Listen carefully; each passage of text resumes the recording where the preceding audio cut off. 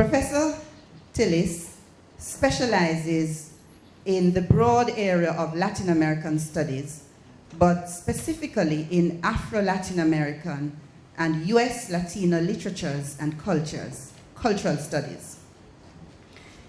He received his BA from Vanderbilt University, the Master of Arts degree from Howard University, and the PhD in Romance Languages and Literatures from the University of Missouri at Columbia, where I first met him in 1998 at a Afro-Hispanic conference. Professor Tillis is a former Fulbright scholar to Brazil, and he spends most of his time in Brazil. He goes to Brazil like every other week. He is the author of Manuel Zapata Oliveira, an Afro-Colombian, and The Darkening of Latin American Literature, published in 2005. Caribbean African Upon Awakening, the poetry of Blas Jimenez, which is a translation with a very good introduction to the poetry of Blas Jimenez, who is an Afro-Dominican writer. And his other book, Reconsidering Blackness in Contemporary Afro-Brazilian Contexts. In addition to these very significant books, Dr. Tillis has published many, many important scholarly articles in international journals. Professor Tillis serves on numerous national and international editorial boards and is the editor of the journal Palara, the publication of the Afro-Latin American Research Association. Again, it is my honor to have Professor Tillis participate in this public lecture. I'm happy that he is good enough a friend to have accepted at very short notice. I just had a brainwave one night and said, let me ask him to do this, and he said yes. And so I thank you very much. And as we know, the title of his talk is Everybody Can Cross It. More than crossing. That's just one part of it. The title of his talk is Everybody Can Cross It, Border Crossing, and the Study of Foreign Languages. The Chargé d'Affaires of Costa Rica, Ms. Tanisha Ellis, Chargé d'Affaires of Mexico, Senora Guadalupe Sanchez Salazar, to my dear friend and colleague, Dr. Paulette Ramsay, with whom I have crossed multiple borders, thank you for this opportunity and that most gracious introduction. Finally, to colleagues and friends in the Department of Modern Languages and Literatures, and to all of you who have come out, particularly to the high school students, I say, muchísimas gracias por la invitación. Merci beaucoup por l'invitation. Muito, muito obrigado pelo convite. To colleagues in Chinese, I very timidly say, ni hao. And if you did not understand those utterances, that's a clear signal that you must straightway sign up for a course in either Spanish, French, Portuguese, and/or Chinese. And Japanese. Excusez-moi, s'il vous plaît. And Japanese. It is truly with esteemed pleasure to be in this place, the historic and prestigious University of the West Indies, Mona, to engage in what I hope to be an active and participatory conversation on the importance of foreign language study in the age of transnational shifting and a shrinking global divide. I hope that by the end of our time together, you will understand exactly why it is incumbent upon each and every one of us to engage in foreign language study. For those of you currently enrolled in foreign language and literature courses, I hope to give you a foretaste of the global divide. as to potentialities for the future as a border crosser.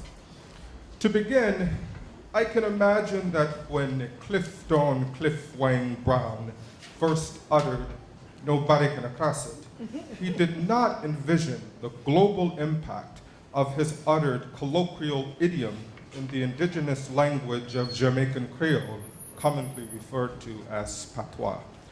I am certain that he did not envision an animated articulation or one in American English.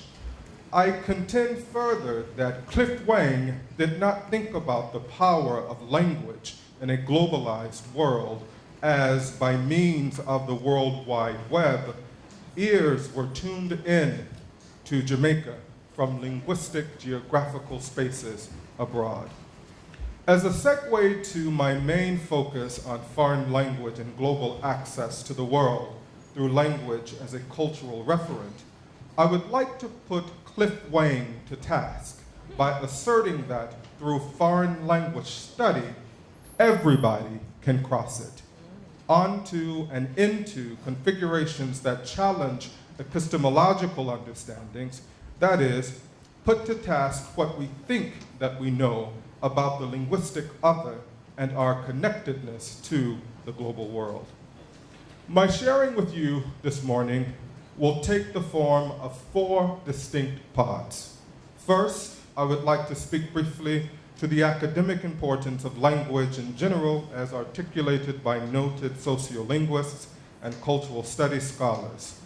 Second, I will share with you personal opinion and other data attesting to why the study of foreign language is important today and for future generations. Third, I'd like to offer a response to those of you straddling the fence as whether to study a foreign language or not by offering responses to the often thought about questions, what's in it for me? And how can knowing another language be beneficial for my future? Finally, I will close with my personal narrative as a Black male academic border crosser and how I came to be so. And last, I would like to offer a challenge to each and every one of you.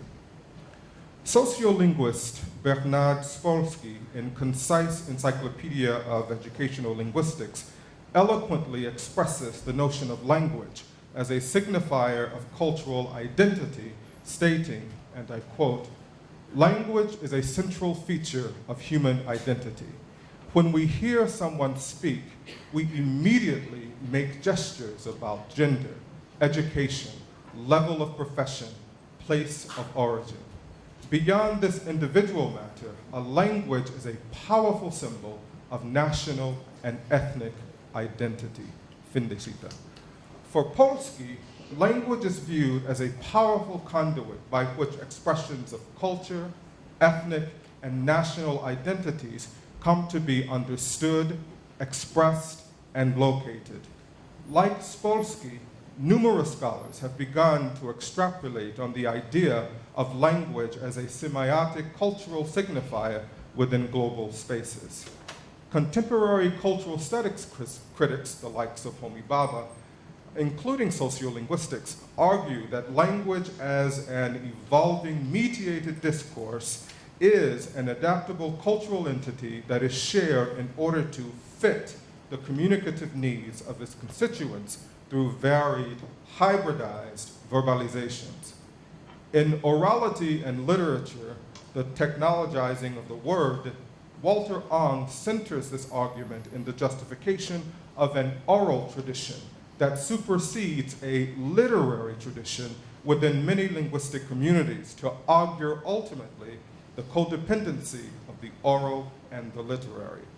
Ong states in a tautological mode, and I quote, oral cultures indeed produce powerful and beautiful verbal performances of high artistic and human worth, which are no longer even possible once writing has taken possession of the psyche. Nevertheless, without writing, human consciousness cannot achieve its fuller potentials, cannot produce other beautiful and powerful creations. In essence, orality needs to produce and is destined to produce writing. For Ong, the uniqueness of oral creation and its impending performance give rise to the literary mirroring of audible iterations as they are written in order to create a literal account of the spoken. Inasmuch, conjoined, the oral performance and its written twin form the basis for national literary expressions as the adaptation of the spoken becomes a cultural representation of nation in the accessible written form. The argument then is that through the word, people have created an oral culture that is rich with powerful and beautiful verbal performances that have come to define space, place, people, and history. Language, in both oral and written manifestations, has evolved to express the cultural particularities of a defined community, and these communities are accessed through, as Ong clearly states, literacy, encompassing knowledge and practice of both the spoken and the written word. For humankind, language replete with this propagandistic underpinning has become a tool of cultural resistance and signification, as it has been used to identify and represent a people, community, and culture. Or, as Marcelina Morgan puts it, in reference to highly evolved languages such as Caribbean Creole articulations, and I quote, "Modern Creole language situates have arisen mainly from European contrived and controlled plantation systems that brought people together on different nations, cultures, and languages to serve as either indentured workers or slaves. While the situations from which Creole languages have emerged can be described merely as examples of language contact, the denotation is hardly sufficient if one considers the complex ways in which the communities of speakers currently use language to mediate and substantiate the multiple realities that constitute their world," unquote.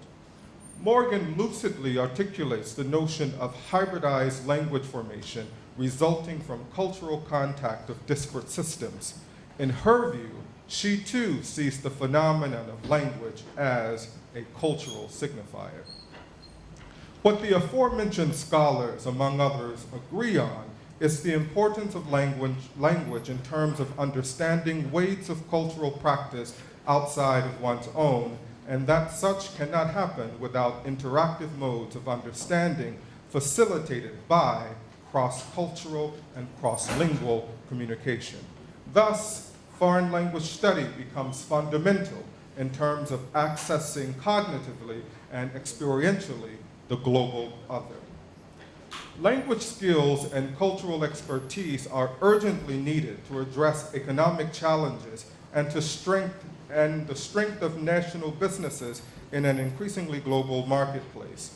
Professions such as law, healthcare, social work, and education call out for an international dimension that reflects the changed world environment and increasingly diverse human global population.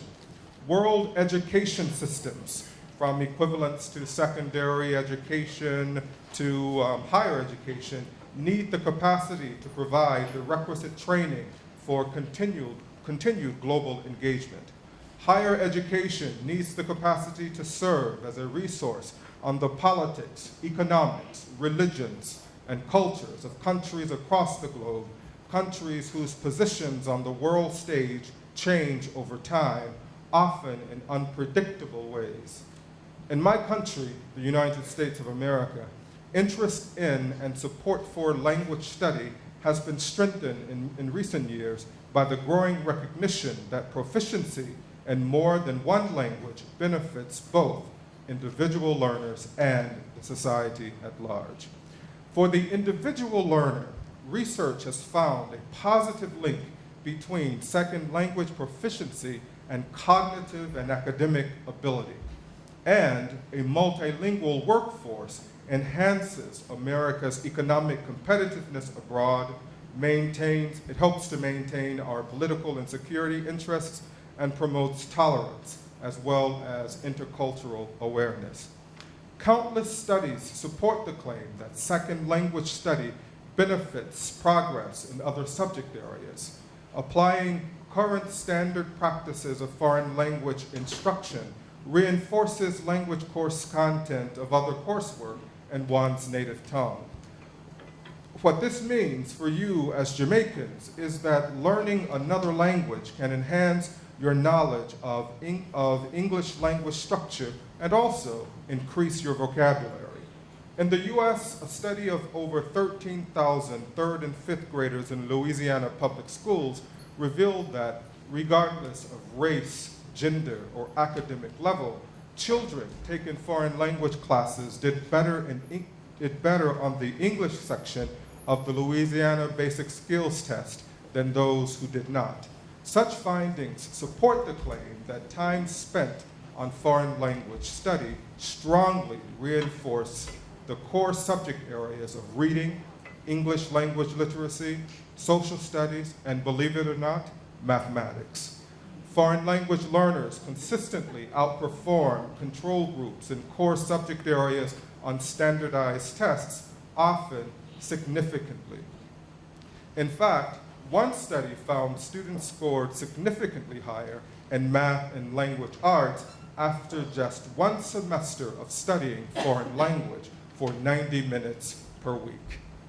In summation, it has been proven that mastering the vocabulary of a second language enhances student comprehension and abilities in reading, writing, mathematics, and other subject areas, while fostering the development of verbal and spatial abilities.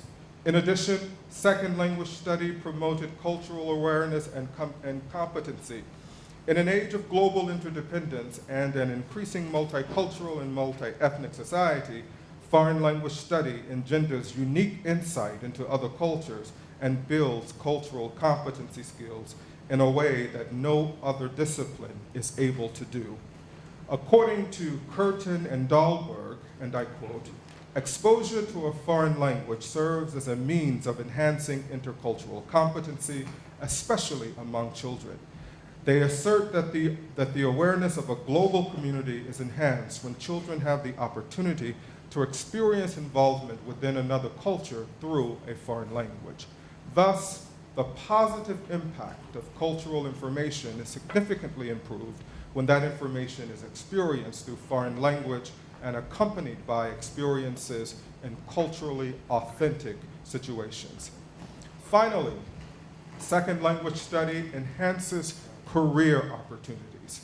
Studying a foreign language helps students understand English grammar better and improves the overall communication and problem-solving skills. Beyond the intellectual benefits, knowledge of a foreign language facilitates travel, enhancing career opportunities, and enables one to learn more about different peoples and cultures. Thus, foreign language learners are more tolerant of the differences among people, as those who are fluent in more than one language tend to have a more global attitude than single language speakers. By learning another foreign language, a person is also learning about another culture. This ability to understand and relate to other cultures is an important 21st century skill. In today's competitive job market, it has been proven that students of foreign languages have better career opportunities. The dual or multi-language speaker has an important skill set for succeeding in the 21st century global society. Bilinguals are more in demand for employment as businesses continue to become globally linked and interdependent. Bilinguals have a number of cognitive advantages over monolinguals. According to the International School of Boston, research demonstrates that students who learn a second language are more proficient. I want to really reiterate, are more proficient with problem-solving activities and demonstrate more intellectual flexibility. These are skill sets that are beneficial to any potential employer. In a 2004 survey of 581 alumni of the American Graduate School of International Management, most respondents said that they gained a competitive edge from their knowledge of foreign languages and other cultures. They said that not only was language study often a critical factor in hiring decisions and in enhancing their career paths, it also provided personal fulfillment, mental discipline, and cultural enlightenment. In recent years, the US government has expressed a need for fluent speakers of languages other than English, particularly in less commonly taught languages. Referred to as the JACS target language group, the US government has identified Japanese, Arabic, Chinese, Korean, and Swahili as the languages of the future that will impact US foreign policy and global engagement. As a result, the US government is partnering with state-run and privately run institutions to create language-based programs targeted in order to target and to ensure proficiency in these languages. According to a 2007 report by the United States Census Bureau, almost 20% of the population speaks a language other than English at home. This gives rise, again, within my nation, to the importance of knowing, learning, and being communicative in a foreign language. In their personal lives, bilinguals and multilinguals have increased opportunities in leisure activities such as travel. While it is not necessary to speak the language of a country that you are visiting, the quality of the visit increases as your social opportunities develop because of the ability to speak the local language and embrace and engage the local people and culture. In my life's trajectory, I can tell you that I have benefited directly from the many advantages of studying foreign languages mentioned in this talk. My personal story to becoming chair of a department at an Ivy League institution is a testament to my development as a globetrotter crossing many borders, although I did not realize it when I decided to study Spanish in high school. Growing up in the American South, Memphis, Tennessee, the birthplace of the blues, I do not remember much cultural diversity outside of black and white. Memphis was not an American city at the time that touted high populations of persons speaking foreign languages or any other language other than English. However, my high school, among others, had a strong program in literatures and languages, in literatures and foreign languages.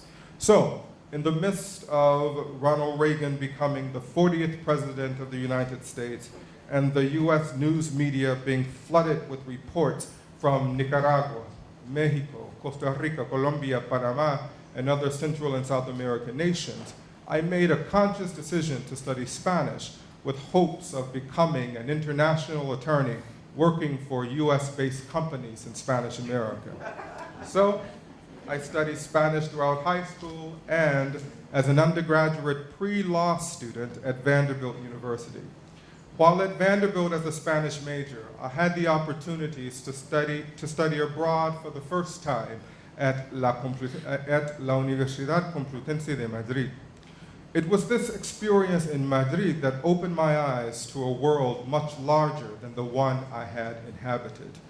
While in Spain, I developed a lust for the world, having visited Paris, Germany, and North Africa. I returned from my experience in Spain with a renewed sense of conviction about the world and wanted actually, and I was looking for this, I wanted to major in international socializing, as I so enjoyed the afternoon coffees in the Plaza Mayor, walking through the Museo del Prado and the Centro Cultural de Reina Sofia, admiring the paintings of Dalí and Picasso. I had sipped wine and I was of legal age, I had sipped wine on the remote and quaint corners of Paris, dancing the night away at places I had visited previously via literary works about the bohemian life of intellectuals and revolutionaries during the Spanish dictatorship under Franco. Additionally, and more importantly, I began to learn that students in Spain, France, Africa, and Germany had a more amplified understanding of the world than I, as an American. I began to really understand world politics and the US's intervention in it in ways that exceeded what I had learned in high school and college courses in American and world history. I guess you can say that I had become a participant in the global history of the day, for as I watched my country under President Ronald Reagan implemented new foreign policies with numerous European nations, France and Spain among them. So I returned back to Nashville, Tennessee, where Vanderbilt is located, with my newly acquired and perfected pronunciation of the Spanish theta, eager to continue my undergraduate studies to begin what I hoped a career as a law student focusing internationally on Latin America. Well, my plan was rudely interrupted by two major factors that worked kinda hand in hand. Reaganomics had swept the country, and countless Americans were losing jobs and seeking higher education for refuge. The year that I applied to law school was recorded as a groundbreaking year in the history of law school applications. As a result, and despite my grades and competitive score on the law school admission exam, I was waitlisted for admission into Columbia University School of Law. Assured that I would get off the wait list, I denied admissions to other law schools, thinking that I would be next in line at Columbia. Well, the line never moved, and I never made it, as to say, I did not cross it into law school. Devastated, as I thought my life had come to an end, I had not a plan B. In a scurry to decide what to do for a year in order to reapply to Columbia, I decided, like everyone else, to get a job.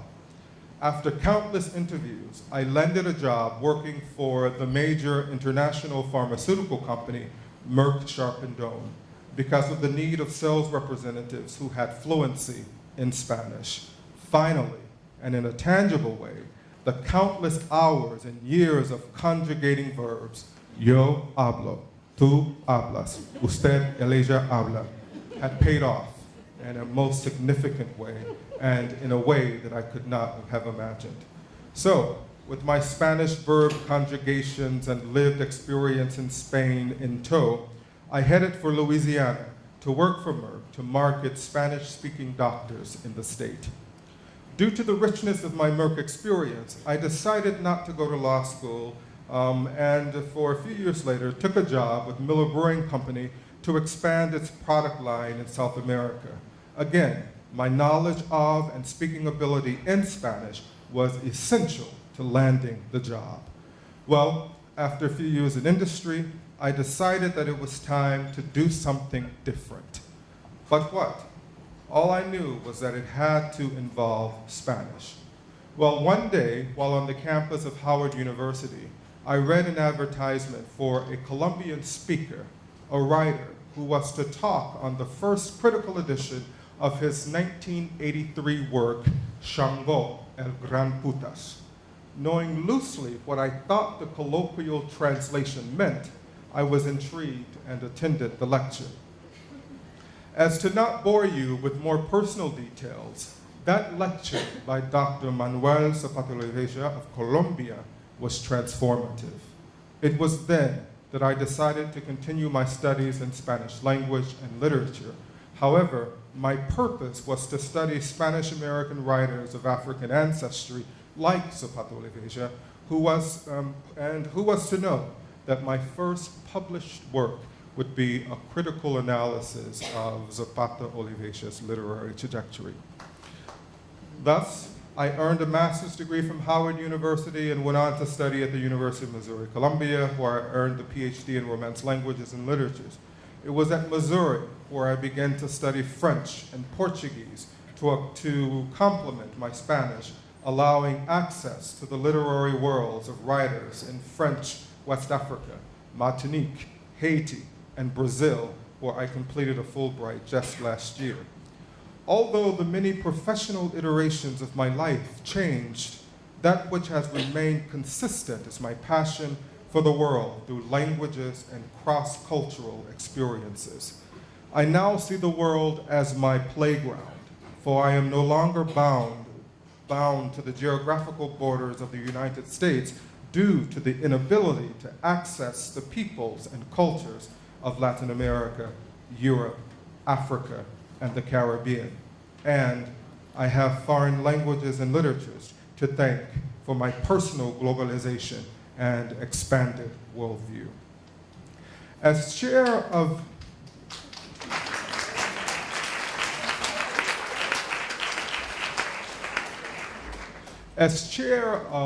African and African American Studies at Dartmouth, my work as an African diaspora scholar in Latin America at one of the top academic institutions in the world could not have been achieved were it not for my initial interest and training in Spanish, French, and Portuguese, thus continued advanced study in foreign languages and literatures. In all seriousness, for those who believe, we are taught the power of speaking things as if they were, attesting to the divine power of language. However, and as I conclude this morning's talk, I challenge each and every one of you to think things as if they were, and join me on the journey of possibilities relative to what can happen in your life as a result of acquiring a second language or multiple languages. So, right now I ask primarily the students in the audience, if you will, close your eyes. Yes, students, I'm asking you to close your eyes for a brief moment and imagine yourself, no, better still, see yourself speaking in Spanish, French, and German at the United Nations Security Council on behalf of your beloved Jamaica.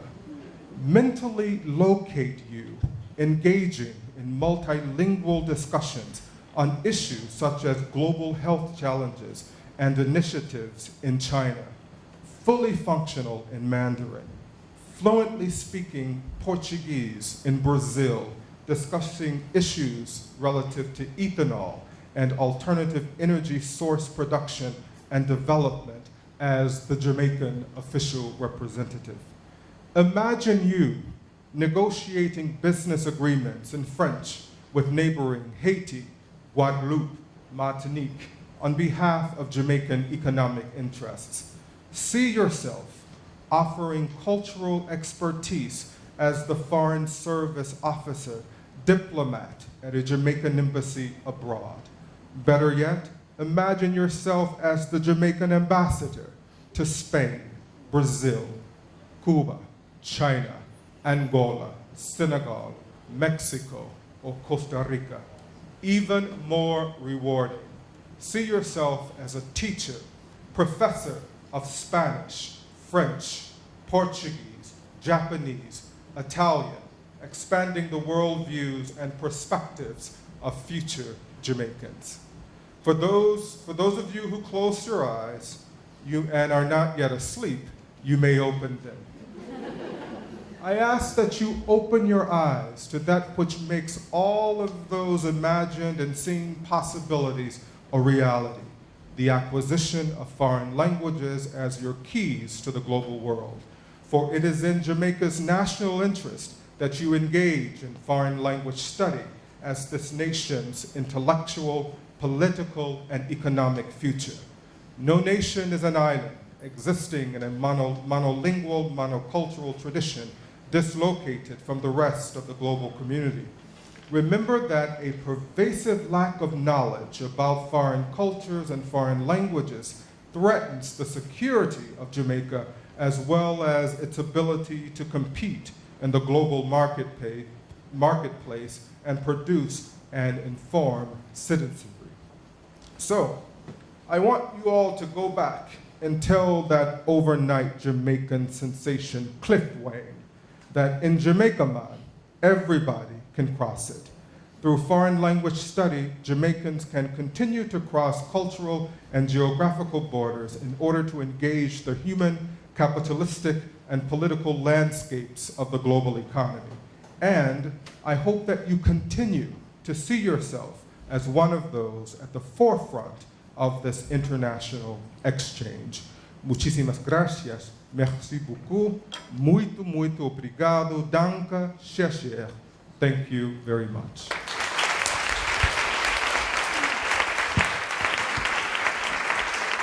I would like to thank Professor Tillis for that multi-layered, well-woven, textured presentation. I am sure that before we have any kind of song, which is the next thing on the program, Dr. Ramsay, would we be able to engage those people who must have a question or comment or two? Professor Tillis? Yes. Would you indicate whether or not you have a question? And Professor Tillis will answer. Thank you. Since you all are a little timid, I'm going to start out by saying that as a lover of George Duke and also Whitney Houston, and as cliche-ish as it might sound, I do believe that the children, young people, are our future. And that in order to be able to move, it is incumbent upon you to engage in international study. How many of you, particularly the students, how many of you are studying foreign languages now? Excellent, excellent. So I see future professors, future business people, future ambassadors, future engagers of the global community. So this is very exciting because not only your future is dependent upon your international engagement, the future of your country is as well. Any questions that you might have, I would be very pleased to answer. Yes, young man in the back. In terms of a career in anthropology or sociology, would Spanish be helpful in that regard, foreign language? Yeah, most definitely, and particularly in the area of working for sympathy, doing non-government, working with Jamaican embassy, doing non-government type of work, that the skills that you learn as a cultural anthropologist and or sociologist, and that married or paired with a foreign language skill can only increase your marketability. If you are interested, for instance, in becoming a university professor in any department of anthropology and or sociology, the appendage of that foreign language will make you even more, marketable. But not only that, think of the landscape that it gives you. It gives you a landscape that moves far beyond the Anglophone world. Thank you very much for accepting the late invitation. I think those of us who are involved with foreign language teaching would see you as a very able partner. And I wanted to share with you that the principal of this campus, of the Mona campus, is very intent in moving along a Latin American agenda, among other agendas. You would have heard of the various languages. That is so encouraging. Yes. Very encouraging. And therefore, I would encourage Paulette to engage you in whatever effort we have here. I'm not sure if this is the first time you are visiting us. No. So therefore, you have already crossed over. And therefore, we need to make sure that you are part of this team to help us to engage our students to find a real place. Thank you so very much for your comments. That is definitely on the agenda that Professor Ramsay and I have spoken.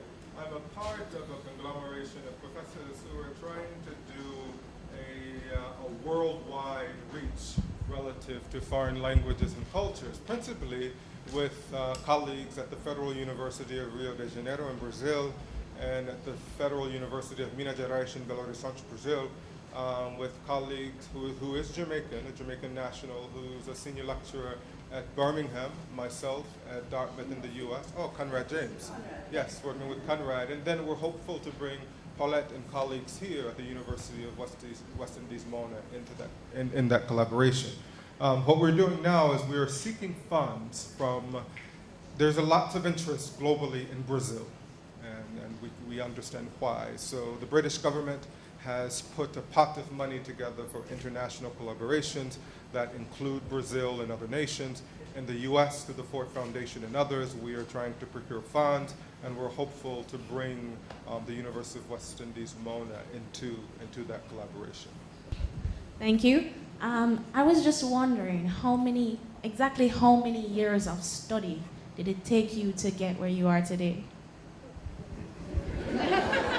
Oh Lord, now she wants me to scare everybody after that talk, right? No. Typically, people always ask, what do I need to become fluent in a language? Well, what you learn in high school, and from the verb conjugations for learning Spanish, French, Japanese, Italian syntax, is you are being taught the skills in order to play the game, right? If you do not know the rules of engagement, then you can't play the game. So, as you acquire these structural skills, and then you move to a Spanish-speaking country, you go to Japan, you go to China, those skills assist in the process of becoming fluent. A long way around your question. I would say that after studying Spanish in high school and studying Spanish during the first couple of years at Vanderbilt, and when I went to Spain, it clicked. I began to dream, and it is true, as cliche-ish as it might sound, that when you begin to dream in another language, you have a facility of that language because it's nesting in your subconscious, just ready to explode. And so, after 2 years at Vanderbilt, you can only go after 2 years of undergraduate study, so I went to the Complutense after my second year, and that's when it clicked. So if you want to say high school Spanish, 2 years of college Spanish, and then going to Spain, that did it.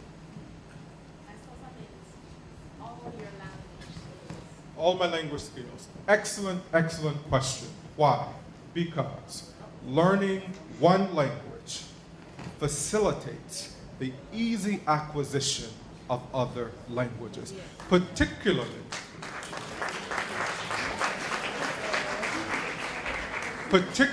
when you are dealing with Romance languages, when you're dealing with languages that are based on Latin. You find that you can manipulate the grammar, you can manipulate the syntax in order to be communicative with a very small amount of verbs, small amount of nouns, adjectives, because you have acquired the skill sets in order to do so. When I began learning French and Portuguese in graduate school, other than especially the French, for those who study French, you understand the challenge relative to French phonetics and making those nasal sounds that we never make in English. So I studied French, and then when I studied Portuguese, having learned those phonetic sounds in French, assisted with verbal sounds in Portuguese. So again, I reiterate, once you learn one language, you're hooked.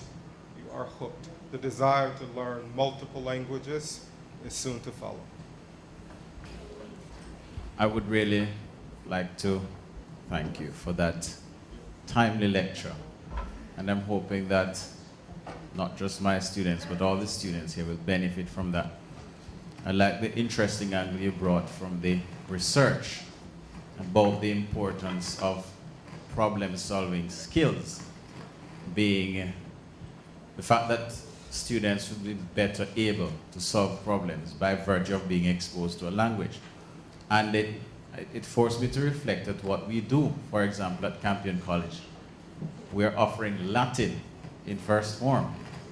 Some of the students, they say, what is this for? Nobody speaks Latin anymore. But I realize that it helps so much when especially when they come to us for French in second form. I was in class earlier this week and I was teaching students to say, what is this, these are, and so forth. And a student pointed out to me that, sir, Latin is actually helpful. Because she said, in Latin, sunt is they are, and est is is. So I find this to be very profound, and I'm glad for the way that you have allowed us, as you said, to engage the global community by simply thinking and getting into a foreign language.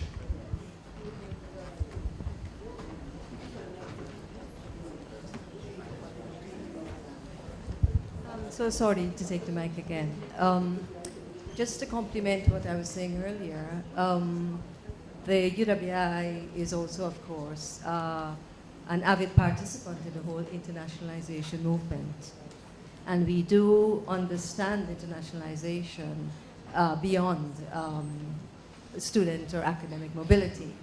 But to say that also there is a strong movement towards bringing persons from other cultures to the West Indies. And I'd just like to highlight the fact that in our audience, we actually have a group of students from Venezuela who are actually professionals, and gives you the part of language, culture, economy, those links. So I'm pointing it out if they would wish to stand. It's a group of 13 persons who are here learning English, and I'm sure there are others from other countries who are here. And I would like, through you, to encourage them to interact with our students, because that is also a very primary way of getting the language going. Absolutely. I must say, first, greetings to you all. I must say that I was first fascinated by Venezuela, particularly the region of Barlavento, from reading Sojo's, trying to think, it's what is Juan Pablo Sojo, who wrote Nochebuena Negra, which was my introduction to Venezuela, and particularly the cultural reality of Venezuelans of African descendancy that reside in the region of Barlavento. And I was recently there when the Instituto became the University of Barlavento, and I had such a fascinating experience in your country. So it's very good to know that you all are here.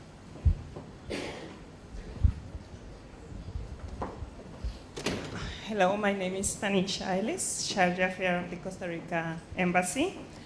First of all, I must ask for excuse because my English is not so fluency. My natural language is Spanish, so I'm just trying my best with the English now.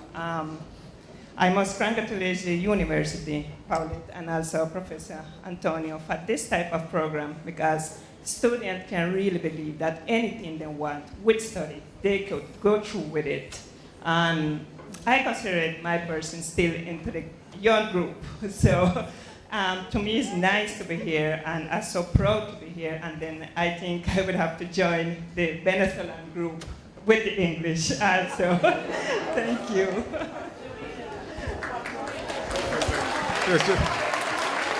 She can talk Jamaican, can she? She can talk Jamaican. I am, Carolyn Cooper, I am so jealous that she can talk Jamaican and I can't. I am jealous. Ella es el limón. Yo no sabía eso. Por eso.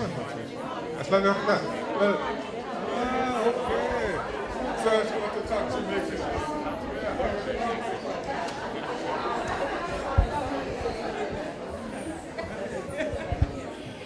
Hello, thank you very much. My name is Guadalupe Sanchez. I am the Charge d'Affaires of Mexico, and I consider myself also in the young group. And well, first of all, I would like to thank Dr. Ramsay for the kind invitation. And I think that Professor Ellis, all the lecture that you have provided us is very, very valuable because we in Mexico, we share that expectation that being able to learn languages open the world to the people that is on this path.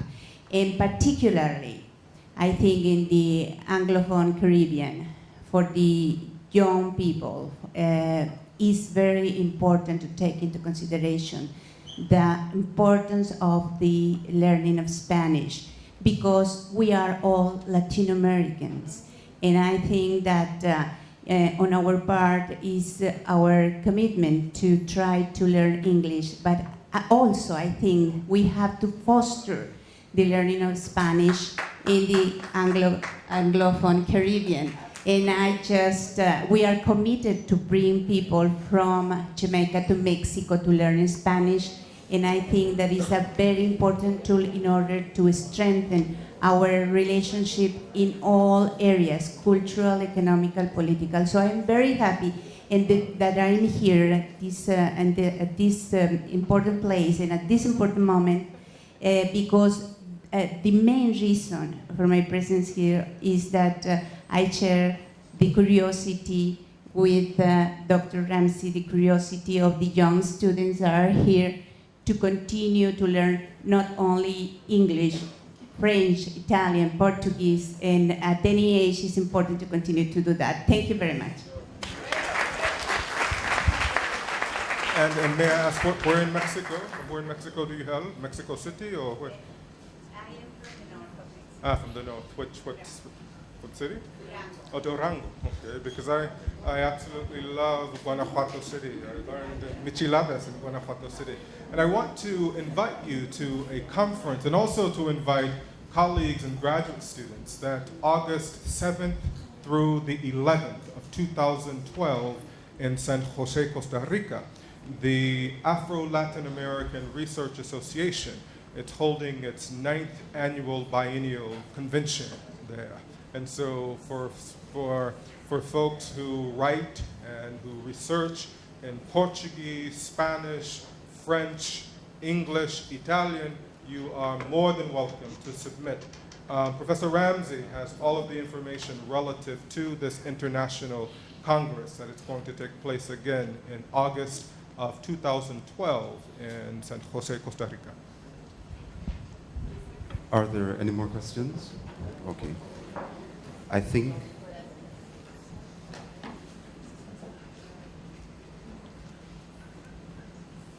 thank you for that interaction. We will now have a song by Aldine Walker and Peter Gabe Etty.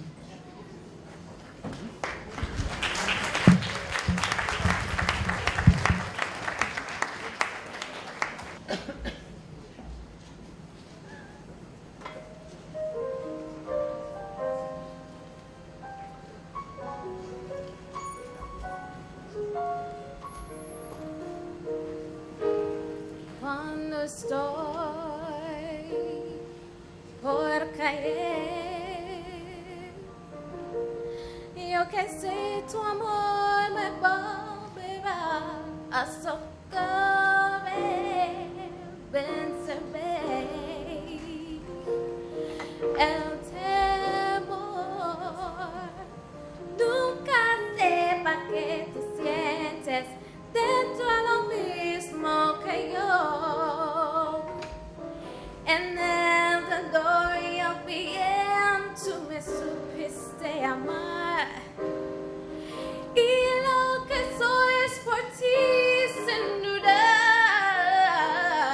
Eres mi protección, mi sostén, frente a todo mi mejor opción. Por siempre tú, mi poder, mi valor, a través de lo peor, mi luz, mi cielo azul, mi gran amor aún, por siempre tú.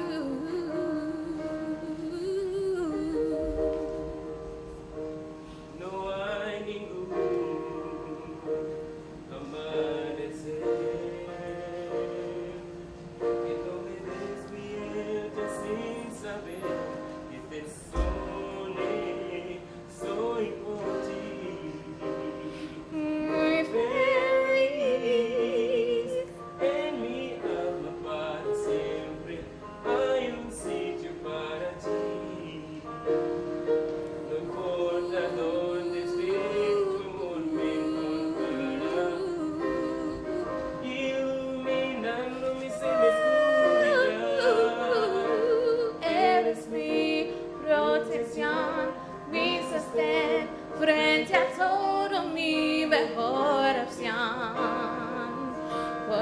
Sempre tu mi poder, mi valor, a través de lo peor, mi luz, mi cielo azul, mi gran amor, por siempre tú,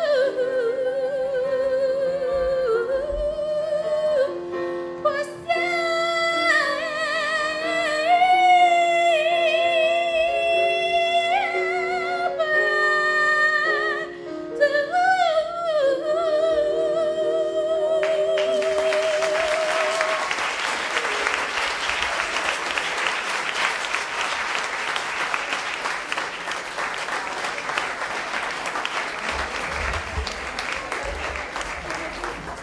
Wendy and Simpson, who will speak in Portuguese. It's a vote of thanks, that is. And Chantal Smith, Monique Thomas were Japanese students. May I make bold to suggest, Dr. Ramsay, that Professor Tillis's lecture be reproduced and given to all the high school students who are in attendance. Okay?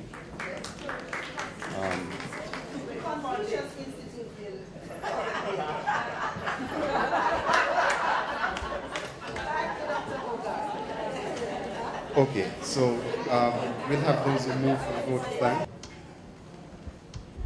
Antonio Tillis Sensei, Mexico Taishikan, Costa Rica Taishikan Kalano, Tokubetsu Okakusama, Koko no Sensei, Gakusei Minasama, Yui no Sensei, Gakusei Minasama, Arigatou gozaimashita. Kyotsukete okaeri kudasai.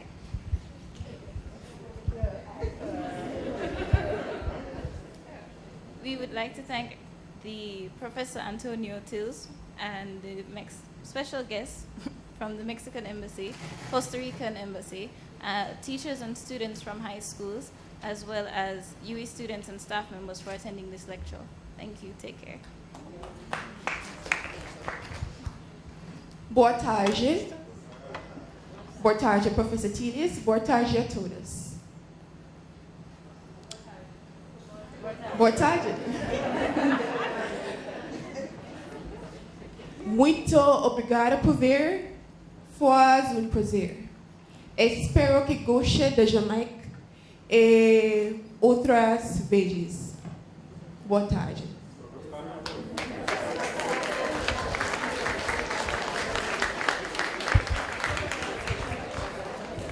I'm sorry. I actually was saying good afternoon, then I said good afternoon, Professor Tillis, then I said good afternoon, everyone.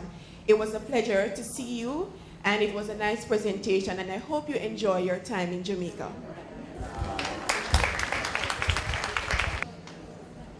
Is it Mexico, you said?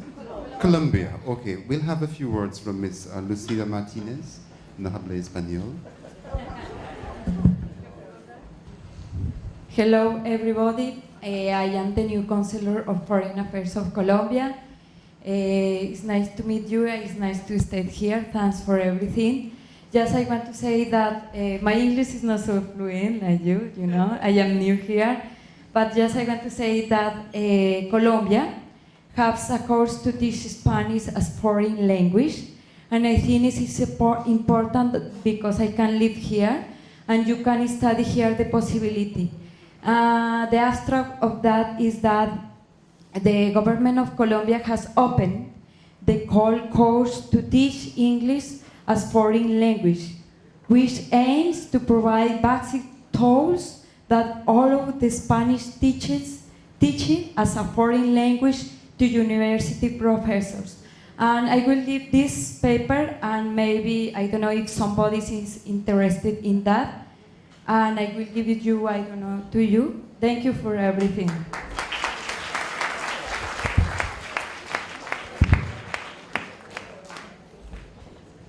Ladies and gentlemen, I think that today he really crossed it.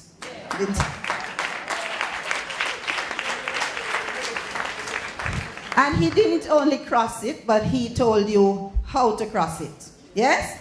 Yes, so now we know that everybody can cross it With a foreign language, right.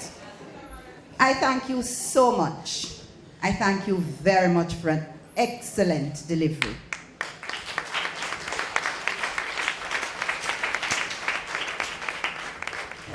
We learned a lot.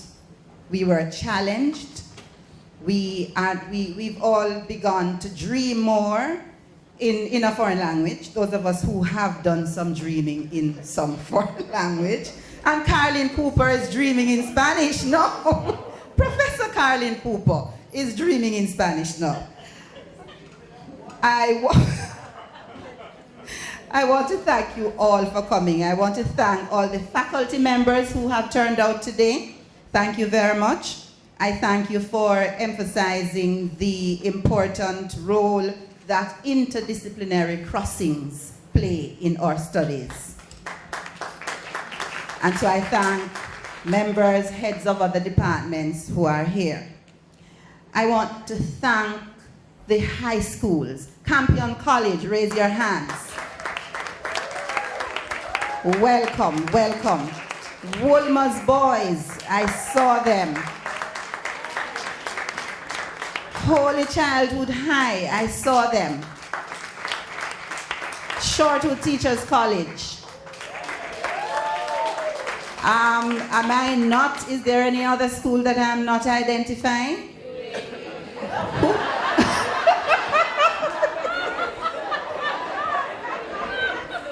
No, you crossed it already, you're here. But thank the UE students who are here.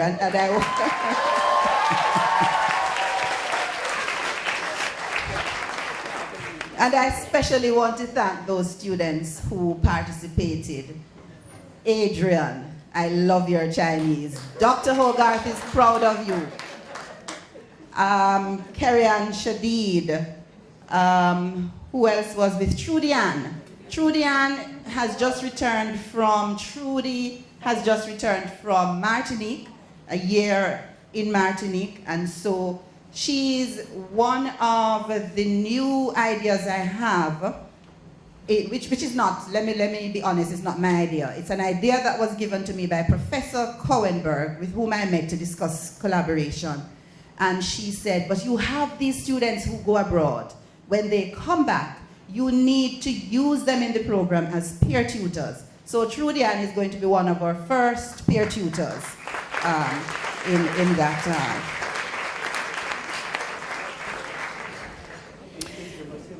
And Adrian just came back from China. And Adrian will not want me to share his adventures in China. But Adrian has a story to tell, one he'll never forget from China.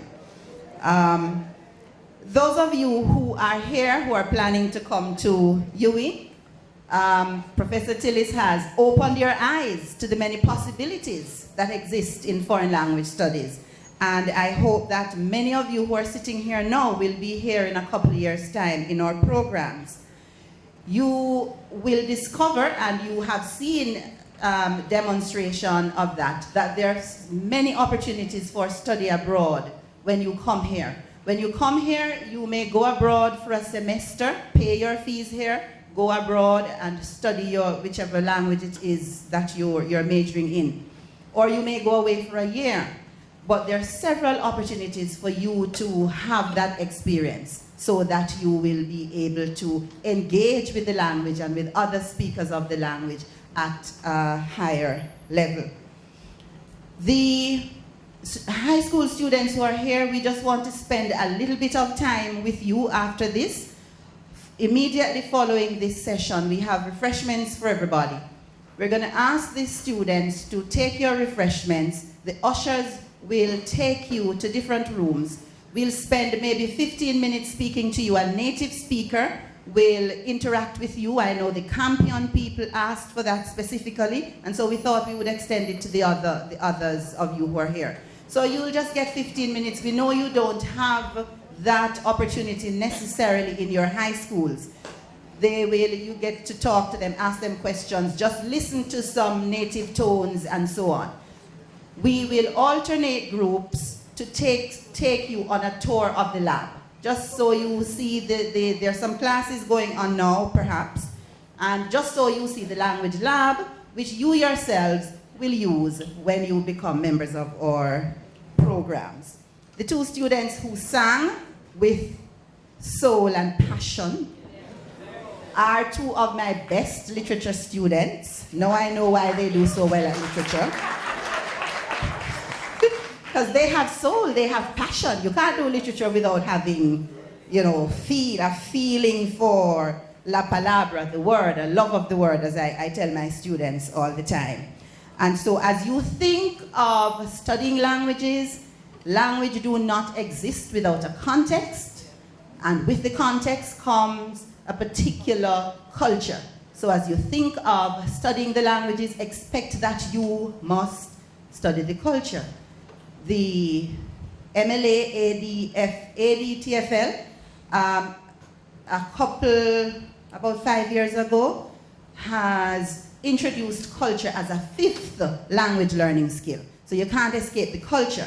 And I'm saying that because I want you to understand that literature is an integral part of culture.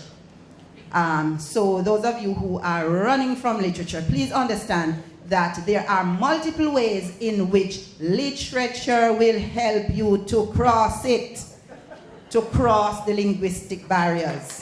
Okay? Thank you very much for coming. Just 1 minute. I would like to thank the members of the Diplomatic Corps. I did not know Ms. Martinez. Thank you very much for coming, and thank you for your presentation. This is Ms. Annette Insenali, who is the coordinator of LAC. If you are doing the languages, you will be interacting with Ms. Insenali a lot, especially if you want to go abroad and study in any of the Latin American countries. Thank you very much, Tanisha. Tanisha is my friend, and thank you very much, Guadalupe. Thank you all very much. Have a very good day. Thanks to all my past students, and there are several past members of the department who were brought out today to remind them how they crossed it and how they should help their students to cross it. Thank you very much.